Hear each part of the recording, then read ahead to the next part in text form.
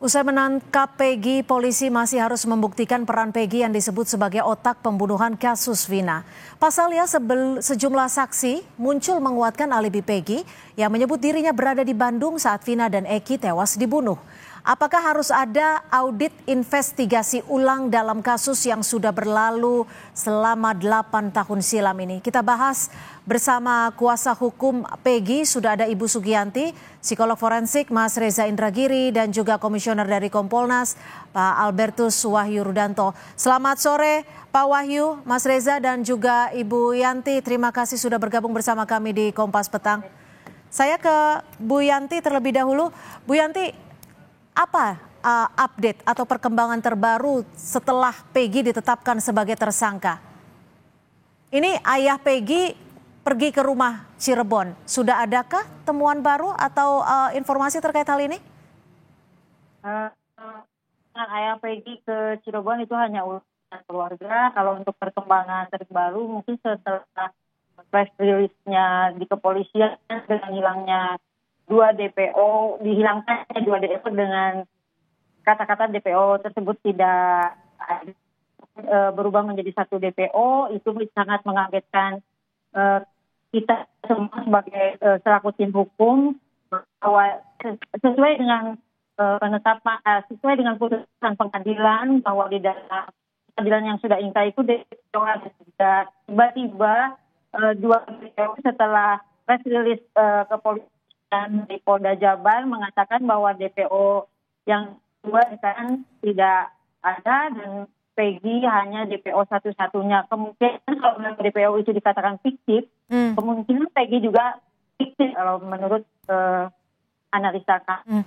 Bu Yanti, sebelum kita ke sana, tadi pemeriksaan adik Peggy seperti apa hasilnya?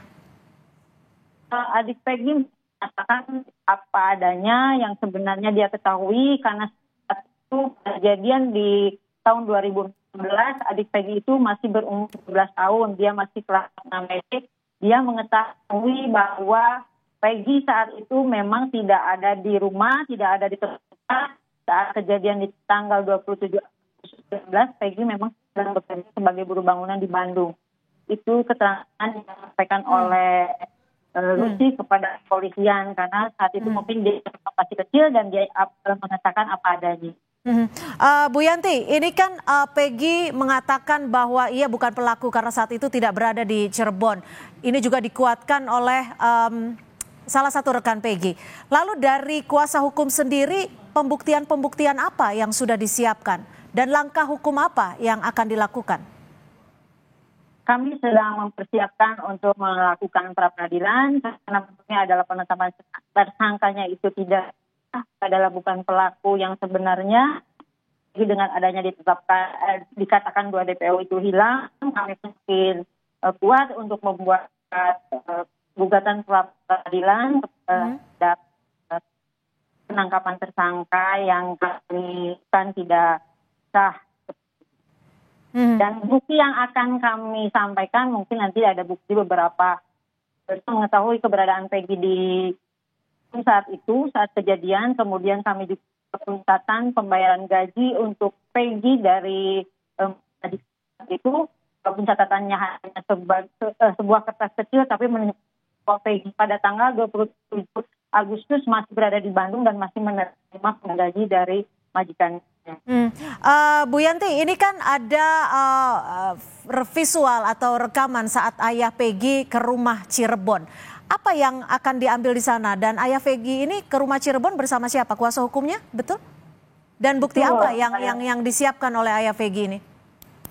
Ayah Peggy datang dengan bersama kuasa hukumnya, tapi hanya mengurus masalah keluarga, tidak ada memberikan hanya dengan permasalahan perkara ini.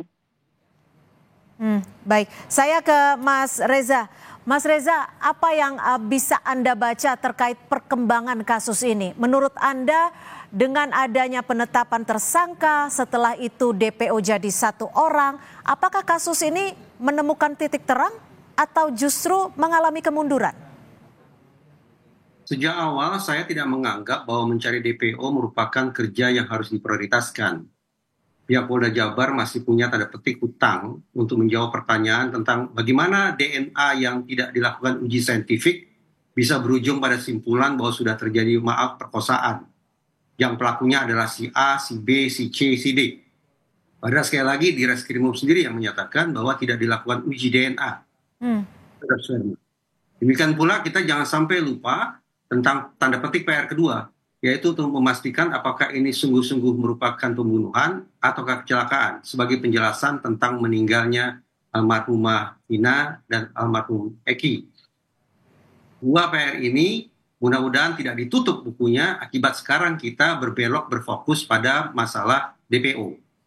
Bagi saya, karena putusan pengadilan sudah inkrah mencantumkan 3 orang nama DPO, maka ini patut dipahami bahwa sesungguhnya Polda Jabar sudah bekerja keras dan tuntas meyakinkan jaksa ada 3 orang DPO. Pada giliran berikutnya, giliran jaksa yang berusaha meyakinkan majelis hakim bahwa ada 3 DPO. Dan titik hilirnya adalah majelis hakim betul-betul teryakinkan bahwa ada 3 DPO. Kalau ternyata kemudian Polda Jabar sendiri yang menganulir 2 nama DPO, lantas bagaimana Polda Jabar bisa menjelaskan tentang alur kerja yang saya sampaikan barusan? Apakah Polda Jabar ingin mengabaikan putusan hakim? Yang sampai terkesan bahwa Polda Jabar justru seolah melakukan contempt of court atau penghinaan terhadap lembaga peradilan dengan menganulir 2 nama DPO yang tercantum di dalam naskah putusan hakim yang sudah inkrah itu. Oke, saya ke Pak Wahyu.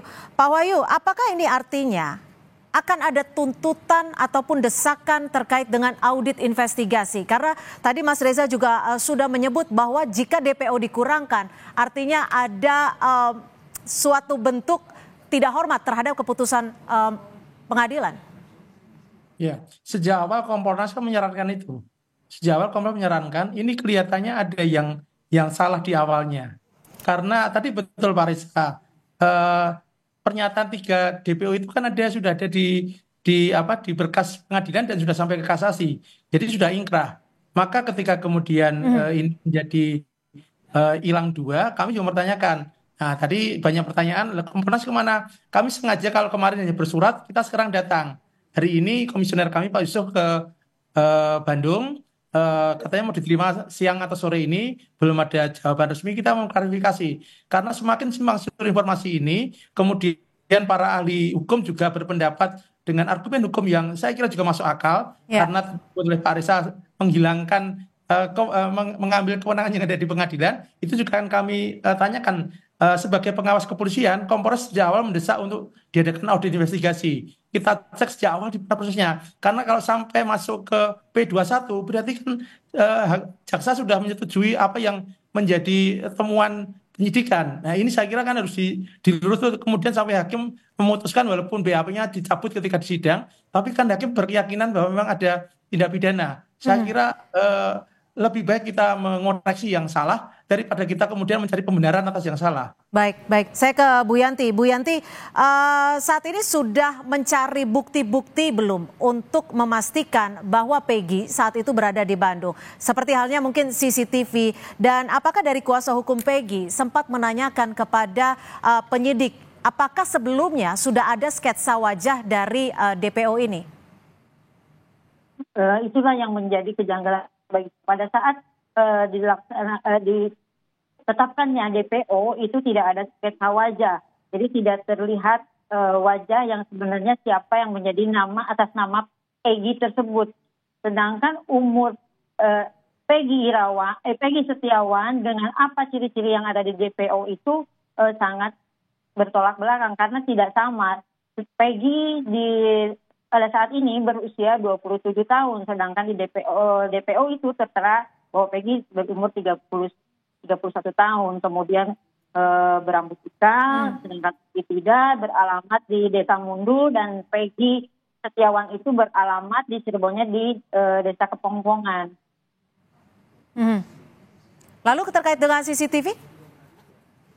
Kami sudah, karena di rumah itu adalah pembangunan rumah baru, jadi belum ada terpasang CCTV di rumah majikan Peggy yang waktu itu sedang dibangun, melaksanakan pembangunan rumah. Karena Peggy kan bekerja sebagai buruh bangunan. Dan kita pun sudah menanyakan kepada majikan pemilik rumah itu apakah ada foto-foto Peggy, karena mereka juga tidak sempat untuk foto, tapi menantu dari pemilik rumah tersebut mengetahui memang Peggy pada bulan Agustus itu masih bekerja di tempat tersebut.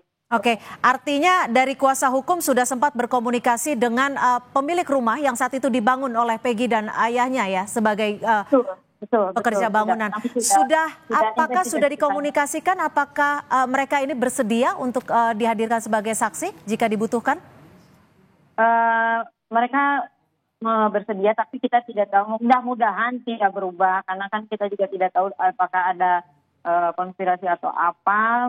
Mudah-mudahan tidak berubah. Tapi waktu itu menyatakan mereka siap bantu kalau memang kalau memang diperlukan.